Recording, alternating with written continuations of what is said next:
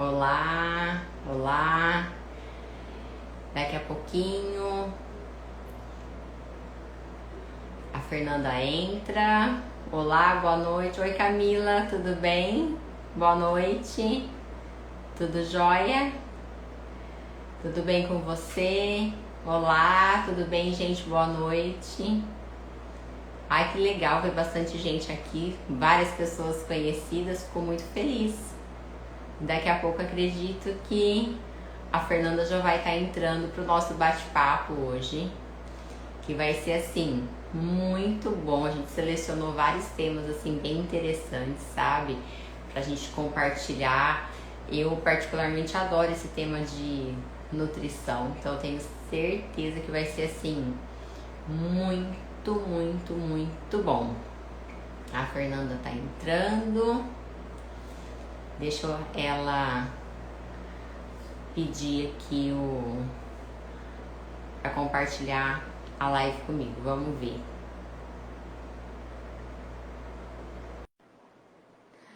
Agora a Fernanda vai entrar, gente. Vai ser. Vocês vão gostar bastante de vários assuntos. Olá, boa noite. Boa noite, tudo bem? Tudo e você? Tudo jóia. Eu tô muito feliz que você tá aqui comigo. É a Ai, eu primeira fico live. honrada É, pelo primeira convite. live do ano, né? Sim, a gente tá começando. E eu estou super feliz que você aceitou o meu convite.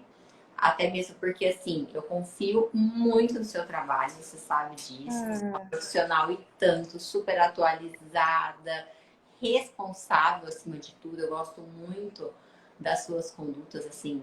Te vejo uma pessoa assim, extremamente responsável mesmo em relação à prescrição, à nutrição.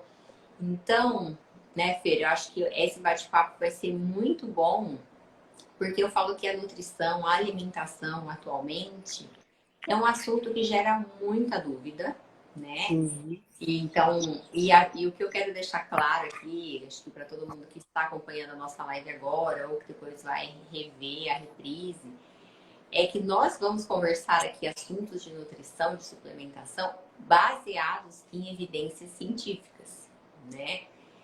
Por que, gente, a gente está falando isso? Porque a Fernanda, como eu, a gente sabe, se a gente for na literatura, se a gente for jogar no Google uma informação, a gente acha qualquer coisa, não é, Fer? E a gente tem que se basear para ter um respaldo, para ter uma segurança daquilo que a gente está prescrevendo, daquilo que a gente está recomendando, de coisas que tenham uma base científica sólida. Porque senão a gente não consegue ter uma segurança se realmente aquilo funciona ou não, até que ponto aquilo vai se fazer bem ou não. E um outro ponto que a gente vai conversar bastante aqui, que às vezes quem tá aqui, quem mandou perguntas, se a gente recebeu muitas perguntas, Sim. é que às vezes a pessoa fala assim, nossa, eu tenho síndrome de BC, eu tenho poliarterite nodosa. E às vezes são doenças reumatológicas autoimunes muito raras e que não existe um estudo científico específico para esse tipo de doença.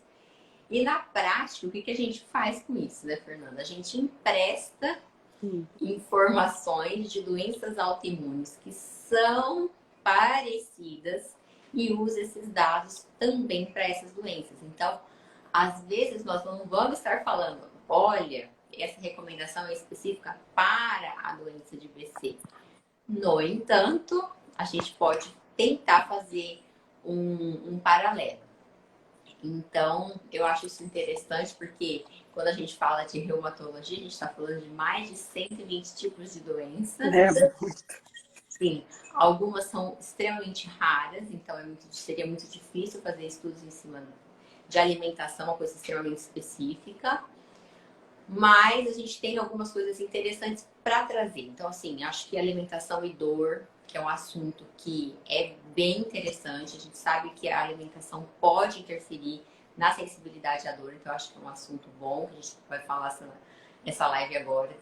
Fibromialgia, artrite reumatoide, lúpus e Sjögren, se tudo der tempo. Mas Mas, Fer, a programação é um monte de perguntas que eu recebi na caixinha. Então, a gente, assim, teria assuntos para fazer umas 3 horas. Que bom, né? Assunto é o que não falta. Tem muita Então, coisa interessante, né? então isso é muito interessante. Então, assim, nós temos muitos assuntos aqui para discorrer, então eu acho isso muito interessante. Então, prestem atenção nisso, então, que dessas muitas informações que a gente vai falar, não especificamente entra numa determinada doença, mas a gente pode extrapolar esses dados, eu acho que vai ser bem legal. Então, Fer, assim, acho que para a gente começar falando da noite, né? Me fala uma coisa assim. Hoje em dia a gente sabe cada vez mais, isso é nítido, que a obesidade ela é responsável tanto por ser um gatilho para quem já tem uma predisposição genética a ter uma doença autoimune, tá? Então vamos supor, eu nasci, eu tenho uma predisposição genética, eu tenho um gene que me favorece a ter artrite reumatoide. E aí, ou a ter lúpus. E aí eu sei que se eu estar obesa, se eu começar a ter uma alimentação desregrada, que vai atrapalhar as bactérias do meu intestino, que é o que a gente chama de microbiota, isso pode ser um gatilho para ir lá e girar uma chavinha e facilitar com que essa doença que estava ali quietinha se instale. Então, eu acho que são 2 pontos importantes que eu gostaria que você comentasse, Fer, a respeito dessa questão do intestino, da microbiota. Nós tivemos várias perguntas perguntando sobre kefir, como é que funcionam essas bactérias no intestino que desregulam. E em questão da obesidade, que também é muito nítido que assim, quanto mais obesa a pessoa, mais inflamação ela produz, né? E às vezes, quanto mais obesa essa pessoa, mais eu tenho que às vezes ajustar a dose de remédio, entende? Então, essa questão, e essa obesidade, ela está relacionada à piora de artrite reumatoide, espondilite anquilosante, artroses de mãos, que às vezes as pessoas falam, não, mas não tem nada a ver, tem tudo a ver. Então, tem muito disso, né? Então, eu queria que você começasse falando, Fer, da questão da obesidade e da questão de como hoje você enxerga, principalmente a questão dessas bactérias de intestino, microbiota intestinal, para quem está aqui acompanhando com a gente, poder entender nossa linha. Vamos lá, bom. Primeiro, boa noite a todo mundo, quem está entrando aí agora. Gostaria de agradecer, é uma honra, né, receber esse convite da doutora Daniela, que eu admiro tanto. E vamos começar, então, o nosso assunto, né? Eu costumo falar assim, que o excesso de peso, ele nunca vem sozinho, é questão de tempo, né? A massa muscular, quando a gente está paradinha, a massa muscular está lá parada, ela está consumindo calorias. E a gordura, ela fica ali parada, mas ela fica produzindo uma série de substâncias que são inflamatórias. Então, quanto mais gordura eu tenho, mais substâncias inflamatórias eu produzo. Então, essa a gente fala que é uma inflamação de baixo grau, né? É uma inflamação que a gente não tem febre, não tem dor, não fica vermelho. Mas essa inflamação de baixo grau crônica, então, ao longo dos anos, aumenta o risco da gente desenvolver uma série de doenças inflamatórias, né? Doenças autoimunes. E aí entra a questão das doenças reumáticas. É cada vez mais comum. Eu vejo no consultório as pessoas com fibromialgia, né? Até síndrome de Sjögren, que era uma coisa mais difícil de encontrar, hoje em dia está muito mais fácil. Então, assim, essa obesidade vai aumentar a chance de qualquer tipo de doença. Então, o ideal é a gente manter um peso aí adequado e fazer atividade física para também ajudar a controlar, né? O peso, a alimentação, enfim. Tudo colabora para a gente manter o nosso corpo saudável sem inflamar, porque a gente consegue também piorar a inflamação, não só pelo excesso de peso, mas também através dos nossos hábitos alimentares. E a microbiota intestinal, ela está sendo cada vez mais falada e discutida, né? A gente tem mais bactérias no nosso corpo do que célula humana. Então, a gente é um conjunto de bactérias. E dependendo dos nossos hábitos alimentares, a gente vai modulando essas bactérias que a gente tem no intestino. Então, a gente pode começar a cultivar bactérias ruins, a gente pode ir matando as bactérias boas. Então, essa desbiose, que é o desequilíbrio da microbiota intestinal, pode alterar produção de serotonina e, consequentemente, humor, ansiedade, pode interferir no sono, pode piorar uma resistência à insulina e daí aumentar a chance da pessoa ganhar peso e junto todas as outras doenças. Então, aquela frase, né, que o intestino é o segundo cérebro, é bem por aí. Ele interfere em muita coisa no nosso corpo. Então, o ideal é a gente controlar sempre o nosso intestino, ter um intestino bem saudável. E é interessante, né, Fernanda, porque até a nossa alimentação está muito associada à qualidade do sono e à questão do humor, de ansiedade, de depressão, né? Então, isso a gente tem visto cada vez mais mesmo, né? É. E para a gente ter essas bactérias, para a gente ter esse intestino saudável, como é que a gente vai fazer isso na prática, assim? Porque tem muita dúvida, assim, para eu ter um intestino saudável, para isso não acontecer, para eu não levar a uma desbiose, né? Que é toda essa alteração, eu teria obrigatoriamente que estar consumindo, por exemplo, kefir, né? Ou alguma coisa muito em específico, ou você enxerga que tudo isso seria assim uma combinação de fatores que a gente vai garantir essa microbiota intestinal. Gente, eu vou pedir para vocês que estão entrando, podem mandando perguntas, compartilhem a live com quem vocês acham que irá ter benefício com essas informações, porque hoje a Fernanda vai responder um monte de coisa para mim. Eu costumo falar o seguinte: saúde intestinal tem 3 pontos principais. Primeiro, a gente precisa beber bastante água, né? Não tem como a gente fazer fala que é um cocô bonito, não tem como a gente fazer, né, um cocô pastoso sem beber água. Então, água é o primeiro passo. Segundo, fibras, que a gente vai conseguir principalmente através de fruta, verdura e legume. Tem que ser todo dia, não tem jeito. E tem outros alimentos que também ajudam bastante, né? Com as fibras como aveia, linhaça, chia, os grãos integrais. Mas assim, o grosso mesmo vem de fruta, verdura e legume. E o terceiro ponto da saúde intestinal são os probióticos, que são essas bactérias boas. A gente consegue através do kefir, de água, de leite. A gente consegue também suplementar em alguns casos, né? Que precisa. E uma coisa super importante para a gente cultivar essas bactérias boas é deixar de comer o que mata as bactérias boas também, né? E a gente precisa deixar de comer, consumir muita bebida alcoólica, o excesso de glúten, excesso de açúcar. Isso ajuda a piorar esse desequilíbrio aí no intestino. O glutamato monossódico também piora a qualidade dessas bactérias. Então, na verdade, a gente precisa comer o que faz bem e diminuir o que a gente come daquilo que faz mal. Aí a gente consegue ter uma saúde intestinal. E a questão da suplementação dos probióticos tem uma série de bactérias, né? Então, existem bactérias mais específicas para quem tem o intestino preso, para quem tem o intestino solto, bactérias mais específicas para ajudar na imunidade, candidíase. Então, é sempre legal a gente ter uma orientação de um profissional antes de sair tomando qualquer probiótico. Pode ter o mais específico para aquele caso. Entendi. Fernanda, agora se a gente for partir para um assunto específico, a questão da dor, né? Que a gente sabe que a alimentação está cada vez mais relacionada a aumento ou a redução da dor. Eu quero saber qual é a sua opinião em relação a hábitos nutricionais que poderiam interferir, por exemplo, na fibromialgia, né? Se a gente for pensar, a fibromialgia, gente, ela pode ser puramente somente fibromialgia, tá? Ou ela pode vir associada a outras doenças. Então, às vezes a pessoa tem lúpus, fibromialgia, artrite reumatoide, fibromialgia. Então, essas associações são comuns também.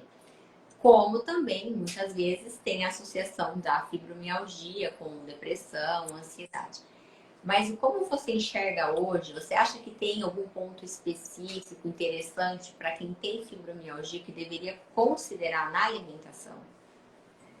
Dani, os tipos de dietas, estratégias que mais se fala assim, na fibromialgia, pensando em controle de dor, que tem um resultado legal, é a dieta baixa em food maps. Food maps são carboidratos fermentáveis. Esse é um protocolo que a gente faz, é uma dieta bem restrita, muito específica. Esse protocolo a gente faz para quem tem síndrome do intestino irritável, por exemplo. Nada mais é do que a gente melhorar a microbiota intestinal, essas bactérias que moram lá no intestino, combatendo esse desequilíbrio. Então, essa dieta Food Maps tem uma melhora da dor, mas é pela melhora da função intestinal, da microbiota intestinal. Então, quando a gente fortalece o intestino, eu consigo melhorar a dor. Olha como isso é ligado, né?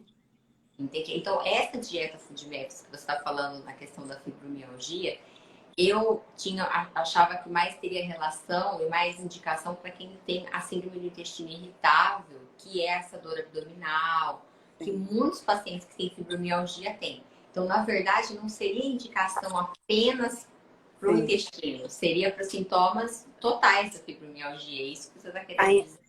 A indicação clássica desse protocolo Food Maps é para síndrome do intestino irritável, mas é muito comum nas pessoas que têm fibromialgia, elas também terem esse desequilíbrio da microbiota intestinal. Não necessariamente terem um intestino irritável, mas como essa dieta a gente consegue modular, equilibrar de novo essa microbiota intestinal, melhorando o intestino, eu consigo melhorar a sensação de dor. Entendi. E tem mais ainda, tem outras estratégias, não é só a dieta baixa em Food Maps. Dietas hipocalóricas também ajudam, então, a pessoa a perder peso. E aí, melhorando, baixando esse peso, ela consegue desinflamar. Então, tem a melhora da dor por conta disso. E também tem estudos com dietas vegetarianas na melhora da dor. Sabe que dieta vegetariana como ela tem um perfil mais anti-inflamatório, porque não tem muita carne vermelha, são pessoas que acabam comendo bastante fruta, verdura e legumes. Então, ela tem um perfil mais anti-inflamatório. Se bem feita, né, a dieta vegetariana, não é aquela dieta vegetariana que se entope de carboidrato. Mas tem várias doenças autoimunes, tem bastante trabalho que testa dieta vegetariana com doença autoimune. Então, é um estilo de dieta bacana que vale a pena tentar e observar os resultados. Até em relação ao lúpus, né, Fernanda? A gente sabe que tem artigos que fazem essa associação e que também pode apresentar melhora, né? A gente já viu isso. Então, essa questão dessas dietas, no caso da fibromialgia, você acaba vendo benefício nisso, né? Sim, na verdade, é uma combinação, né, de estratégias que a gente faz. Então, quando a pessoa vem, a gente melhora o intestino, se ela está acima do peso, a gente precisa baixar esse peso, fazer uma dieta que ajude a melhorar a inflamação e, consequentemente, a dor também melhora.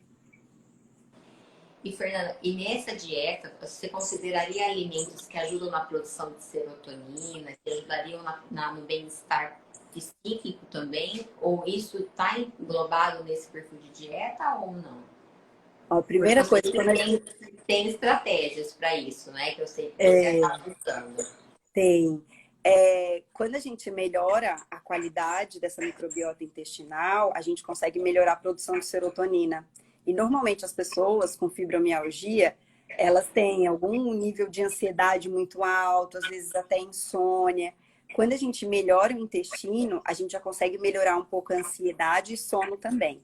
Mas tem alguns alimentos assim mais específicos que ajudam a liberar mais serotonina. Então, aveia, mel, queijo, frango, leite, iogurte.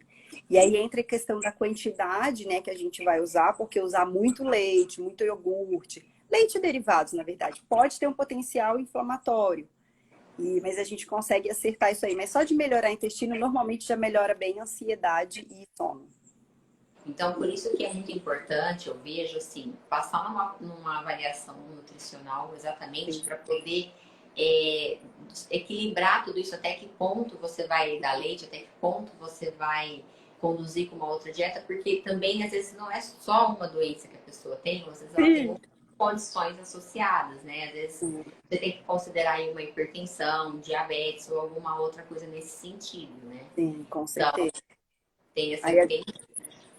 a dieta é individualizada, né, para cada um. Então, não tem aquela dieta que, meu conhecido tem fibromialgia, fez aquela dieta, melhorou, e E assim, talvez a nós pessoa faça eu falo e assim, que não às vezes resolva. existe muitas pessoas me perguntam no consultório assim, doutora, quais são os alimentos que aumentam a serotonina, que vai causar, que é o hormônio do bem-estar, que eu quero estar sentindo isso. Mas não adianta simplesmente ir consumir somente esses Não. alimentos. Existe uma combinação que tem que ser específica para cada pessoa, que aí isso sim que vai funcionar. É isso que você está querendo Muitas vezes colocar. tirar os alimentos que prejudicam a microbiota intestinal também, né? Então não é só colocar o que ajuda a produzir serotonina, é tirar o que também está prejudicando. Entendi, entendi. E Fernanda, agora a gente vai passar por um outro assunto que eu acho muito interessante e muito comum também, que é a artrite reumatoide, né? Então, a artrite reumatoide, para quem está aqui, é uma doença autoimune, uma doença inflamatória crônica, que compromete articulações, principalmente de mãos, pés, com quadro de inflamação. E pode também comprometer eventualmente pulmão, outros órgãos internos. Então, é uma doença que a gente busca muito controlar inflamação, né? Deixar a doença, a gente busca, o nosso alvo é a remissão, é que essa pessoa não tenha inflamação para ela ter uma qualidade de vida boa e para ela não evoluir com deformidades. Então, hoje a gente tem recursos medicamentosos na artrite reumatoide, em outros tipos de doenças, como terapias biológicas. Então, a gente tem vários recursos. Eu acredito que, junto com o nosso tratamento convencional, não desmerecendo o tratamento convencional, podemos agregar muito valor ao nosso tratamento, com essas terapias, quando a gente associa uma dieta ou suplementos específicos para ajudar nesse controle. O que você me fala a respeito da artrite reumatoide? A artrite reumatoide, ela tem um perfil inflamatório, né? Então, a gente precisa ter uma alimentação anti-inflamatória e existem dois suplementos especificamente que a gente costuma ver na prática um resultado também muito legal. O primeiro deles é o ômega 3, que é o óleo de peixe. O óleo de peixe, ele é super anti-inflamatório. Então, assim, é um suplemento que vale a pena consumir para qualquer tipo de doença inflamatória. E o açafrão. Tem vários trabalhos, né, avaliando o potencial anti-inflamatório, antioxidante do açafrão. Alguns trabalhos são inconclusivos, mas eles falam que o açafrão é promissor. Então, a gente encontra de tudo um pouco. Na prática, a gente vê que costuma ajudar bastante. Na verdade, é o conjunto de intervenções, né? Então, tem uma dieta anti-inflamatória. O que é essa dieta anti-inflamatória? A gente evita, o que não quer dizer proibido, mas a gente evita aqueles alimentos que tenham potencial inflamatório mais alto, então o excesso de carne vermelha, o excesso de glúten, excesso de leite derivados. Se a gente consome muito desses alimentos, eles têm um potencial inflamatório, o que não quer dizer que eu preciso cortar totalmente. Esse estilo de dieta que você está falando seria o que a gente chamava antigamente, que é muito bem conhecido como a dieta do Mediterrâneo, que seria uma dieta com bastante frutas, verduras, legumes, Peixes, azeite. peixe, azeite. Então seria essa dieta do Mediterrâneo, É a que que tem o agora perfil ela mais anti-inflamatório. que ela vai mudando de nome, né? E às vezes ela É. vai ajustando agora, vamos chamar essa dieta de anti-inflamatório, mas tem aquele perfil, É o né? mesmo perfil da dieta do Perfeito, Mediterrâneo. mas o que é isso, dieta do Mediterrâneo? Então, eu acho que aquela coisa da gente pensar, se a gente está num filme e a gente vê aquelas pessoas comendo frutas frescas, bastante legumes, né? As castanhas. Então, é uma dieta que vem com muitas coisas assim. Eu falo que é muitos produtos naturais mesmo, né? Sem processados, sem refrigerante, né? Sem excesso de açúcar, que também piora a inflamação. Queridíssimo paciente do Uber, ele adora fazer dieta anti-inflamatória. Ah, Tá aqui, tô morrendo de rir. uma cerveja que vale a quantas colheres de arroz? Olha, uma cerveja dá umas 2 colheres daquela de servir de arroz, pensando em carboidrato, em quantidade de carboidrato. Mas a cerveja ainda tem o álcool, então assim, é mais inflamatório, vou evitar mesmo. Vai ter que tomar, né? Não cabe na balança. É, assim, dá para ir para uma sem álcool, aquelas pessoas que gostam muito do sabor da cerveja, mas tem alguma doença inflamatória, a gente tenta ir para uma cerveja sem álcool, mas também evitar consumir em excesso, porque tem carboidrato, né? Então, e o excesso de carboidrato, ele estimula a inflamação, aquela inflamação de baixo grau, né, crônica. Então, o excesso de carboidrato estimula. Então, mesmo que seja uma cerveja sem álcool, não dá para tomar muito, não. Fernanda, e você estava falando assim de suplementos ômega 3, né? Ômega 3 é uma coisa que todo mundo pergunta muito, caixinhas aqui no Instagram e perguntam muito no consultório. O ômega 3, por que a gente deve usar? Eu entendo que o nosso organismo ele não produz, né, o ômega 3, né? E a gente acaba tendo isso muito restrito na nossa dieta, no dia a dia. Então, o ômega 3, ele teria sim. Como que a gente escolhe um bom ômega 3? Eu acho que isso é uma dúvida muito comum. Como é que eu sei se aquele ômega 3 é confiável ou não? Existe uma dose padrão ou essa dose ela tem que ser recomendada, ajustada, dependendo de qual é a minha doença? Como é que funciona isso? O ômega 3, para a gente conseguir ele através da alimentação, é muito difícil, né? A gente precisaria comer muita linhaça todos os dias, salmão, atum selvagem, aquele que foi pescado do mar, não criado em cativeiro. Então, assim, para a gente conseguir diariamente essa dosagem de ômega 3 que a gente precisa, ela é difícil. Então, assim, é um suplemento que vale a pena. Só que ele é um suplemento que ele tem vários detalhes, assim, para comprar. Não é chega e escolhe pelo preço. Ele tem várias pegadinhas. Vocês podem até ver que na farmácia, quando a gente vai, tem aquele ômega 3 que custa R$ 30 e tem aquele que custa cento e pouco. Daí as pessoas ficam perdidas, né? Como que eu vou escolher o meu ômega 3?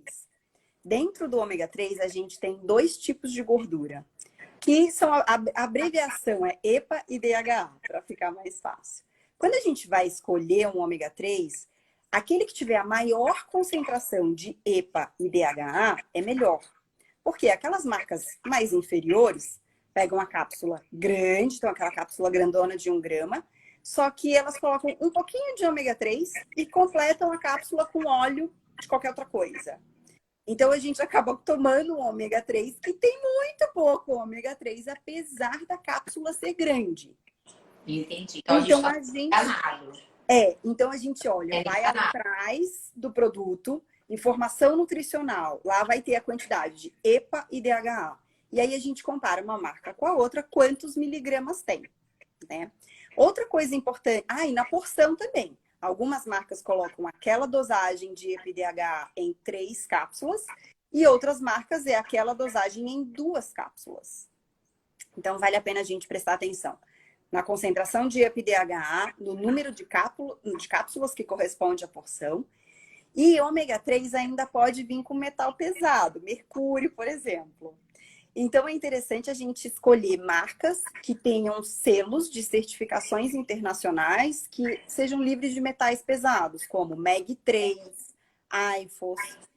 Na farmácia, a gente não tem muitas opções de ômega 3 bom. Um dos melhores lugares para a gente comprar ômega 3 é em loja de produtos naturais. Lá a gente tem uma opção maior, assim, de marcas. Mas teve dúvida, pergunta para a nutricionista, porque ela pode indicar marcas que vende na sua cidade, que tem um acesso mais fácil, né? Mas é basicamente isso. Então, tem muita gente que, toma ômega 3? Tomo, mas é um ômega 3 tão diluído que, assim, não vai fazer o efeito que a gente quer, né?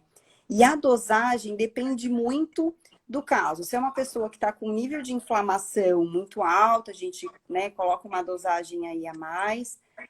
Ômega 3 também ajuda a baixar triglicerídeos, então aquelas pessoas que já têm essa alteração em exames. Isso é importante, porque a gente sabe que, por exemplo, na artrite reumatoide, no lúpus, o risco de ter doença cardiovascular é alto, né? Então, por todo esse processo. Então, eu vejo que o ômega 3 ele tem essa função tanto na parte cardiovascular quanto na Uhum. parte, né? Você acha que seria que, assim, no que eu leio dos trabalhos de literatura, essa dosagem, Fernanda, varia de 2 gramas a 9 gramas. Sim, sim, Uma sim. variedade bem grande. Quanto que você realmente na prática acaba usando, assim, no dia a dia? Ou depende também de cada pessoa? Ah, depende de cada pessoa, mas eu nunca passei 9 gramas, por exemplo, né? Então, assim, vai de 2 a 4 gramas, é uma dosagem É uma boa. média.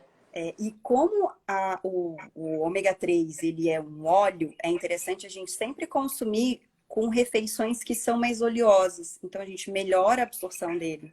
Então, junto com o almoço e jantar.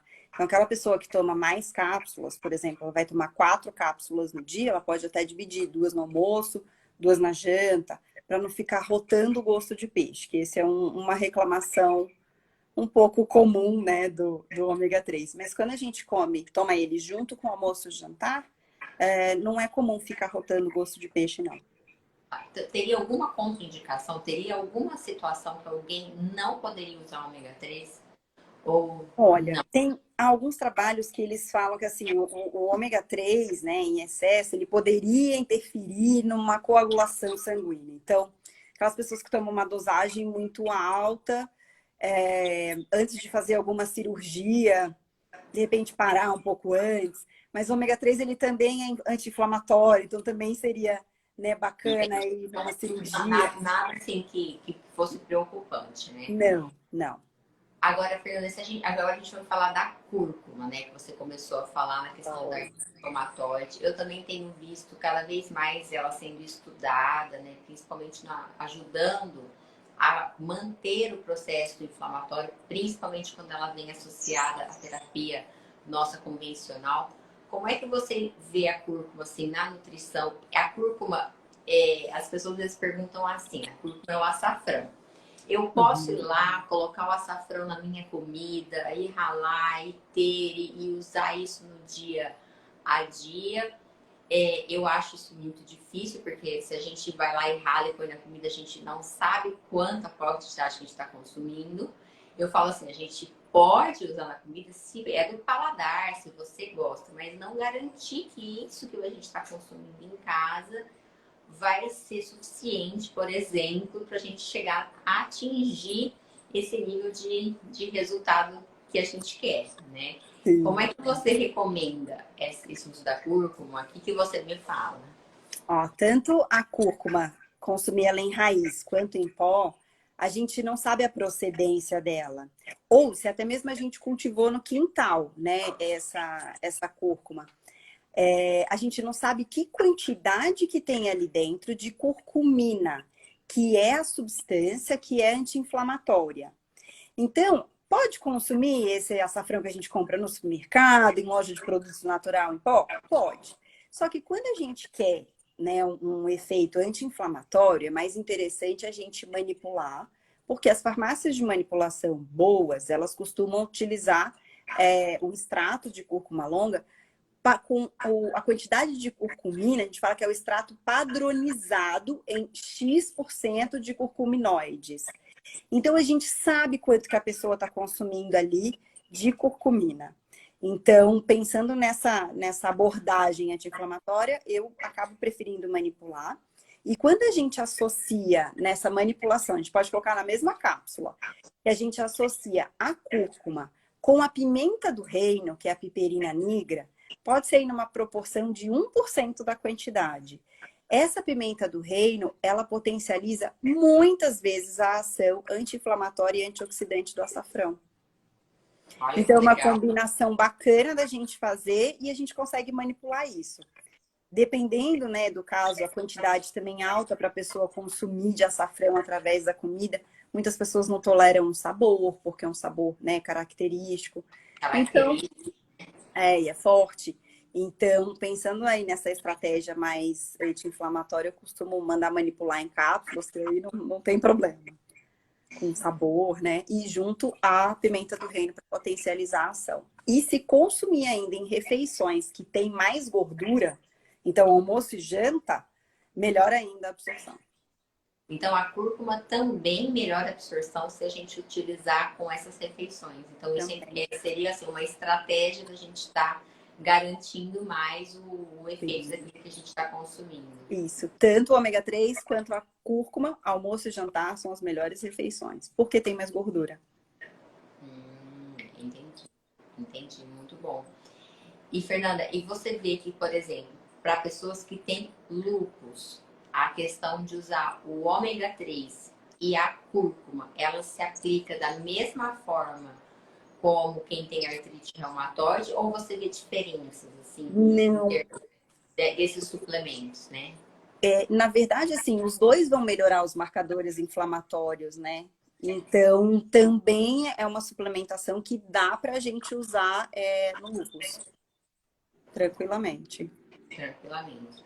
É. E no caso, já que a gente está falando agora, perguntei a questão do lúpus, você vê também que a dieta do Mediterrâneo, essa dieta que é mais natural, menos carne vermelha, mais low carb, menos proteica, ela é mais interessante também para quem tem lúpus, né? Também. As pessoas que têm lúpus, elas têm, né, uma chance maior, como a gente já falou antes, uma chance maior de ter uma resistência à insulina, síndrome metabólica, né?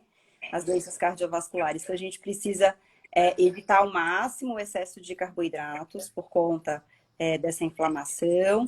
Precisa ter bastante fibras, então, entre as frutas, verduras e legumes. Então, é bem aquele estilinho mesmo da dieta do Mediterrâneo. Só que no lúpus a gente só precisa tomar cuidado com a quantidade de proteína, que precisa ser mais calculadinha, se a pessoa já tiver alguma nefropatia. Né? Então, precisa... tem que ir no nutricionista, gente, não tem jeito. Porque tem que individualizar todos esses detalhes. Que estágio que tá, né, da doença, se está mais controlada, se está muito ativa, se a pessoa está acima do peso, precisa baixar o peso, né, porque aí o excesso de peso está ligado a uma ativação, maior atividade, né, da doença. Então, é preciso analisar cada caso. E no lúpus, como as pessoas elas acabam não tomando sol, é muito comum também a deficiência da vitamina D, né?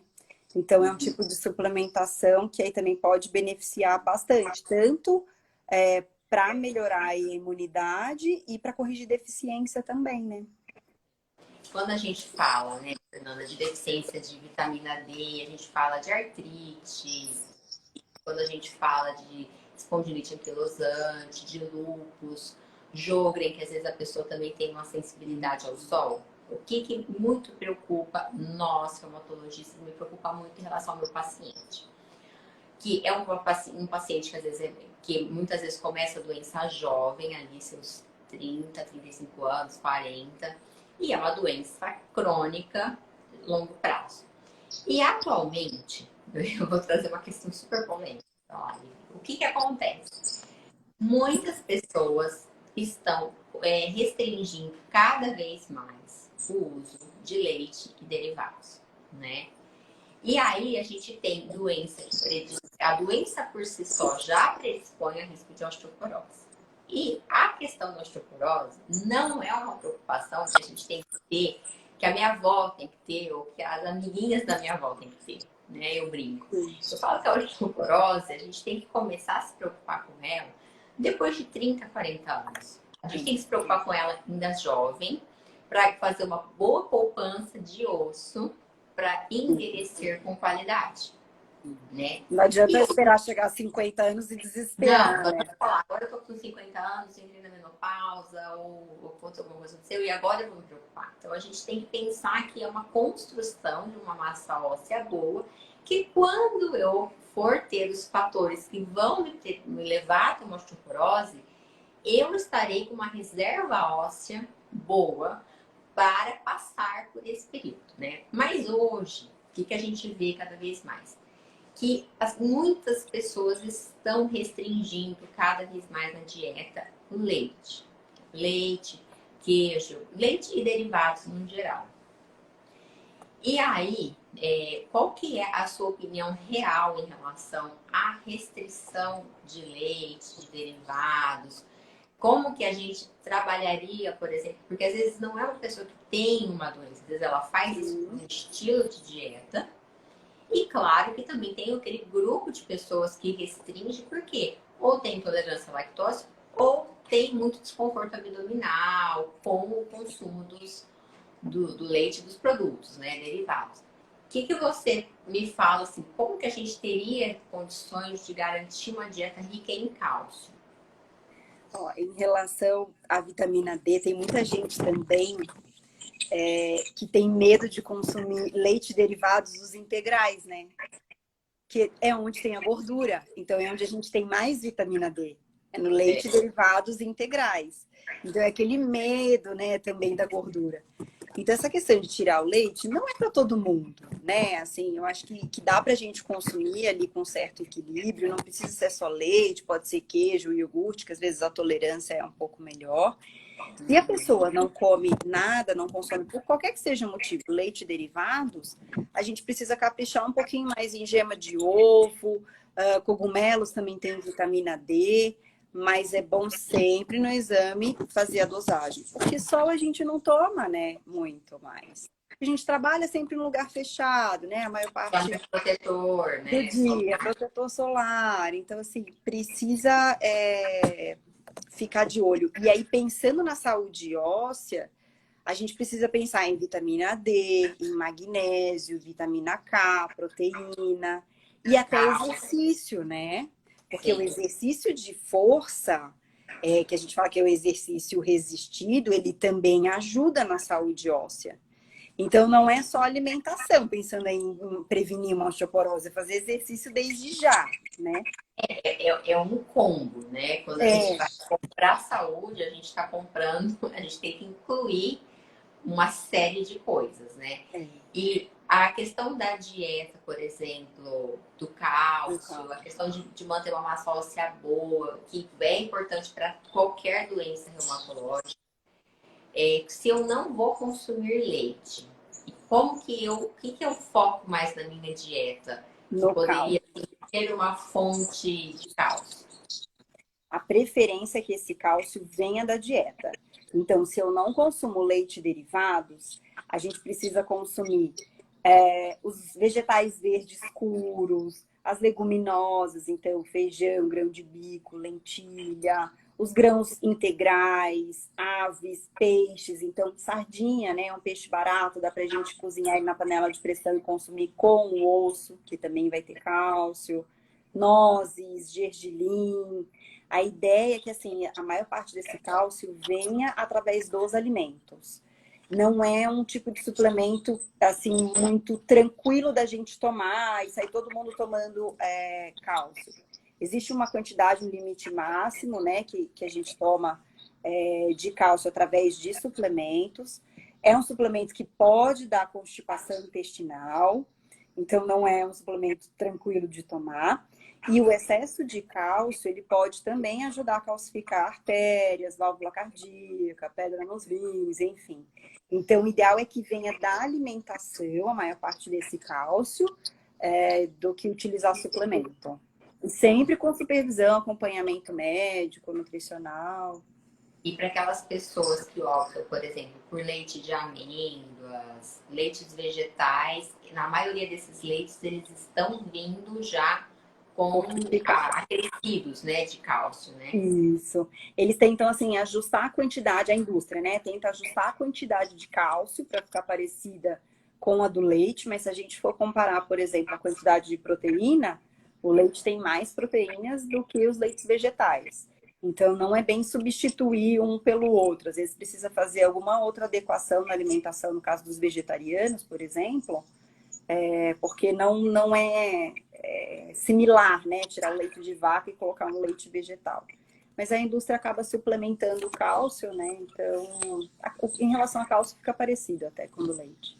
E, Fernanda, é assim, para a gente ter uma saúde óssea boa, uma articulação boa, a gente tem que ter, então, um osso bom, né? Baixo nível de inflamação, mas também a gente tem que ter músculos bons, né? E essa questão da proteína é onde também você está falando. Às vezes, trocar um leite pelo outro pode ser que a gente esteja adquirindo muito menos proteína E isso pode ter um resultado muito negativo também, se a gente for pensar na perda de massa muscular, que já vai acontecer com o tempo, né? Em relação a essa pergunta, né? Qual é a minha opinião sobre remédio com suplemento de vitamina D? Eu acho excelente, eu acho prático, seguro e quando bem indicado, tem que ser utilizado sim. A gente tem que fazer reposição, a gente tem que garantir que a vitamina D entre numa faixa segura.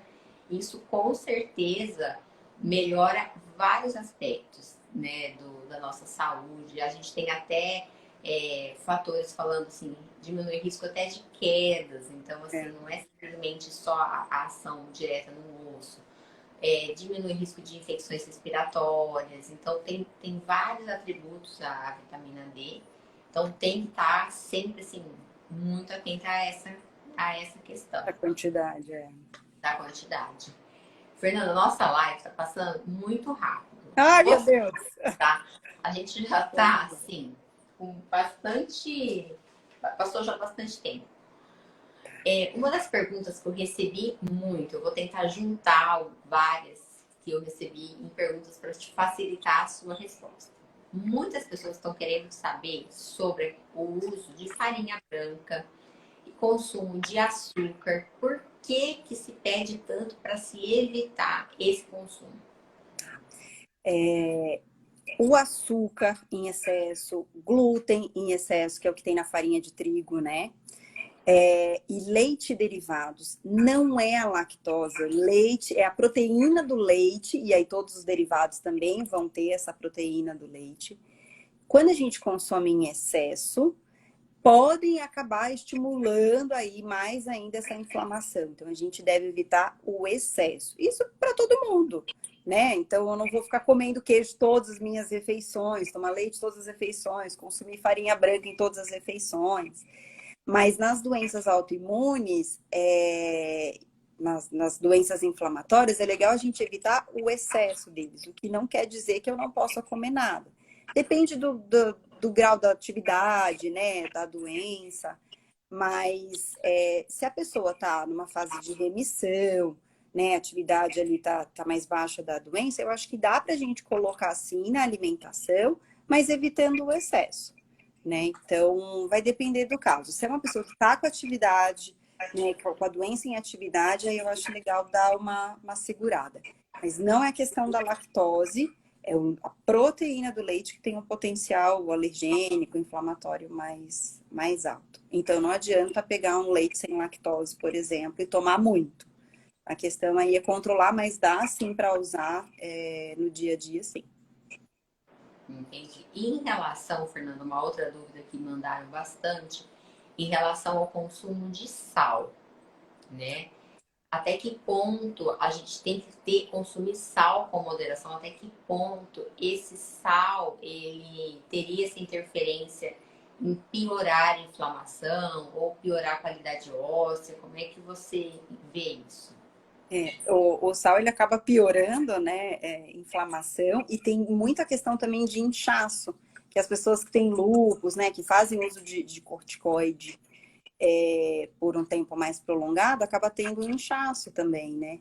Então, sal não é bom para nenhuma pessoa, né, o excesso de sal. Então, quanto menos a gente usar, melhor. E aí a gente pode abrir mão de ervas, especiarias, para não sentir tanta falta desse sal. Né? Então, pensando aí na parte óssea, na parte renal, então, quanto menos sal a gente consumir, melhor.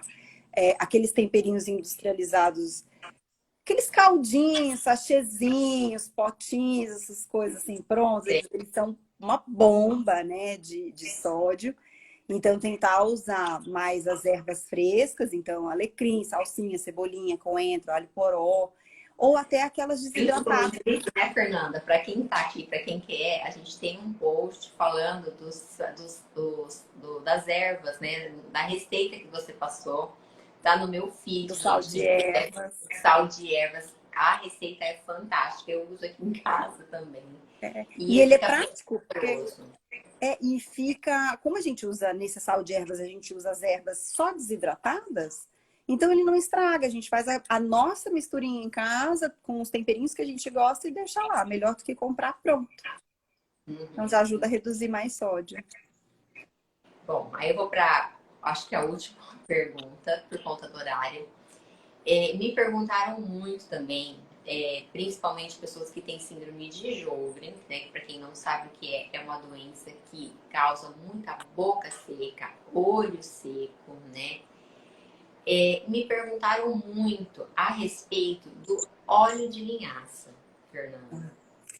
Tá? É, A que ponto pode ser usado óleo de linhaça? Se, por exemplo, uma outra pessoa que às vezes usa outros remédios que a gente sabe, por exemplo, que às vezes causa boca seca, olho seco. Se esse óleo de linhaça, que a gente usa muito na síndrome de Sjögren para aliviar esses sintomas, como é que você vê isso assim no uso na síndrome de Sjögren e como você vê isso assim geral para quem tem essa síndrome seca, mas não é exatamente uma o doença, jogo, né? um jogo. O óleo de linhaça, os estudos eles têm resultados um pouco controversos em relação ao ômega 3 no jogre. Mas na prática eu costumo ver uma melhora boa do óleo de linhaça para essas pessoas que têm o olho seco. Até mesmo quando está um tempo muito seco, por exemplo, que não chove, eu uso lente de contato, então fica aquele olho mais ressecado, eu utilizo o óleo de linhaça, melhora a lubrificação ocular. Já tive algumas pacientes que relataram também melhora da lubrificação vaginal. Isso meus pacientes relatam bastante também. Então, assim, eu acho que se a gente conseguir usar um suplemento que não vai te fazer mal, que é natural, e a gente conseguir reduzir o uso de saliva artificial, de colírios, né, de lubrificantes vaginais, eu acho super válido, né? Acho super válido. E o óleo de linhaça, Fernanda, é confiável quando ele sofre o mesmo processo do ômega 3. Eu tenho que ter cuidado com a qualidade, com a marca ou não. Porque às vezes a gente chega na farmácia e nessas lojas e também existe uma variedade muito grande, né? Eu também tenho que me preocupar com isso ou não? Também. A gente vai olhar a concentração de Tá ala. difícil, hein? A gente vai olhar a concentração ali dos óleos, né? De quanto de linhaça tem dentro daquela cápsula de óleo. E se foi prensado a frio. Porque se não foi prensado a frio, eu também posso ter perda ali do potencial, né? Daquele óleo de linhaça. Então, não existe uma certificação internacional, mas o ideal é que seja prensado a frio e bem concentrado. Entendi. Então, assim, é bem complexo, né? E dosagens também de óleo de linhaça, você acha que ela é única ou ela é individualizada para cada caso? Como é que você vê isso? Bom, eu costumo usar mais a dosagem usual, que são 2 cápsulas de 2 gramas, né? E essa dosagem usual costuma ter um efeito bom para todo mundo. Algumas pessoas falam, elas vão por conta mesmo, reduzindo para 1 cápsula, e elas falam que ok, que é o suficiente. Então a gente mantém 1 cápsula, mas a dosagem usual geralmente são 2 cápsulas grandes, de 1 grama cada uma. E ela teria, Fernanda, que ser utilizada junto com a alimentação também para melhorar a absorção do óleo de linhaça ou não? Todas essas vitaminas que a gente toma, os suplementos que são gordurosos, geralmente a gente utilizar em refeições mais gordurosas, a gente consegue ter uma absorção melhor, né? E também não ficar, por exemplo, no meio da tarde, imagina tomar 2 cápsulas grandes de óleo de linhaça junto com uma fruta. A chance de arrotar aquele gosto de óleo de linhaça é grande. Você pode dar esse desconforto em relação a isso, ao sabor, né? De voltar aquele sabor na boca. Mas pode utilizar junto com o almoço e jantar também, não tem problema nenhum. Fernanda, é assim, ó, todo mundo, eu agradeço muito a presença de todo mundo que está aqui, agradeço, que bom que vocês estão gostando da live. Ai, A gente vai ter que, assim, marcar outra, porque tem muita pergunta ainda. Várias pessoas querendo saber, por exemplo, sobre chás, que, né, a gente teria que falar várias coisas. Várias pessoas querendo saber sobre magnésio, né? Várias pessoas querendo saber sobre diferenças de dieta cetogênica, não cetogênica, sobre glúten. Então, assim, ficou um monte de assuntos ainda. Você vê que faz uma hora a gente estava falando de várias coisas. Sim. E o que eu acho mais interessante de ter feito essa live com você é trazer toda essa informação de qualidade que a gente traz baseado em estudos científicos e, assim, reforçar para quem está aqui, alertar quem está aqui para não fazer dieta pela internet, porque eu acho isso muito perigoso, né? A pessoa adaptar a vida dela a uma dieta que às vezes não é recomendado para o estado de saúde dela, para os objetivos que ela tem, né? Então, eu gosto muito de conversar sobre isso, porque senão todo mundo quer palpitar em dietas e eu acho isso uma linha muito perigosa. Eu acho que a gente tem que ter muito cuidado nesse aspecto da nossa individualizar, saúde. né? Não é porque foi bom para o seu parente conhecido que necessariamente não vai ter problema nenhum para você, né? Exatamente. Então, assim, ó, Fernanda, eu quero te agradecer muito, né, por estar aqui comigo. Eu, no consultório, eu sou muito, assim, adepta a tratar a pessoa pensando numa questão de lifestyle, no estilo de vida. Então, eu aposto muito que para ter saúde, para ter um controle de doença, você tem que fazer a terapia convencional, associada ao exercício físico, associada a uma boa alimentação e associada a um controle emocional. Então, tudo isso tem que andar junto, né? Com certeza. Então, eu sei que coloco muito isso tudo. E eu gostaria muito, assim, já de deixar convite para a gente organizar uma próxima live. Vamos, com certeza. Muita coisa para a gente conversar. Eu acho que muitas respostas também a gente pode tentar ir dando nos nossos posts, que a gente faz toda semana, conteúdos, né? Então, prestem atenção, toda terça-feira a gente tem novidades em relação à alimentação. No meu Instagram, no Instagram da Fernanda. Quem não segue a Fernanda, passem a seguir, porque a Fernanda traz muita informação boa, de qualidade e confiável. Então, assim, Fernanda, é só te agradecer pela live e te agradecer do fundo do meu coração por todo o conteúdo que você gera, por tudo que eu aprendo com você semanalmente. Aprendo muito com você e a admiração que eu tenho por você, pelo carinho que você cuida também dos seus pacientes, tá? Pelo resultado que eu vejo de melhora deles. Então, assim, te agradeço de coração por cuidar também, obviamente, da minha família. E de mim, quando eu vou lá. Eu agradeço, assim, imensamente a oportunidade, o convite de estar aqui com você e com o pessoal que ficou assistindo, né, aqui até o final. Tem muita informação mesmo. Já está aceito o convite para a gente continuar falando sobre isso. Tem muita coisa nova. Hoje em dia a gente sabe que a alimentação a nossa saúde está muito ligada, né? Alimentação, exercício emocional. Então a gente precisa se dedicar a cuidar um pouquinho mais disso, né? Então, eu agradeço a atenção. Muito obrigada a todo mundo. Muito obrigada, gente. Obrigada pelo convite. Boa noite. Muito obrigada, Fer. Um beijo, gente. Um beijo a todos vocês. Uma ótima noite, uma semana, um restinho de semana abençoado aí para todos. Tchau, tchau. Beijo, tchau, tchau. Beijo, tchau, tchau.